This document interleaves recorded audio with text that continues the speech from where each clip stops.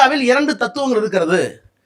அது மரபின ரீதியாகவே உள்வாங்கப்பட்டிருக்கிறது. விந்திய மலைக்கு அப்பாலே இருந்தவர்கள் பேசிய மொழி சமஸ்கிருதம்.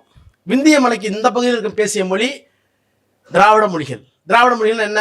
கன்னடமும் கலிதெலுங்கும் கவின் மலையாளமும் தாயே தமிழே உன் உதிரத்தே உதித்தெழுந்தே ஒன்று பல ஆயிடணும். தமிழ் தான் இருந்துச்சு.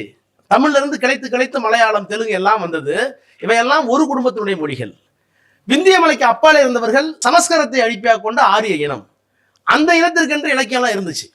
அப்ப இந்த 2க்குமான இலக்கியங்கள், 2க்குமான பண்பாட்டு கூறுகள் இருந்தன என்பது உண்மை. தமிழை போலவே சமஸ்கிருதமும் ஒரு மூத்த மொழி என்பது உண்மை. இன்னும் சொல்லப்போனால் உலகளாவிய அளவில் அது ஒரு செம்மொழியாக அங்கீகரிக்கப்பட்டிருக்கிறது இன்னமும் என்பது உண்மை. ஆனால் அது இன்றைக்கு செத்த மொழியாக இருக்கிறது. நாம் வாழ்ந்து கொண்டிருக்கிற மொழியாக இருக்கிறோம். அது சொன்ன தத்துவம் வேறு, பிறப்பின் அடிப்படையில் வித்தியாசம் இருக்கிறது என்று சொன்ன தத்துவம். நம்முடைய தத்துவம் பிறப்புக்கும் எல்லா உயிர்க்கும் என்ற தத்துவம்.